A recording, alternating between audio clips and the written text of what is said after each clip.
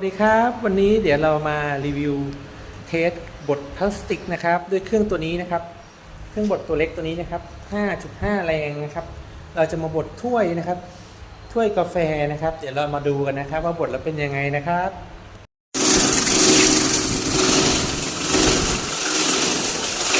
เดี๋ยวเราจะบดถ้วย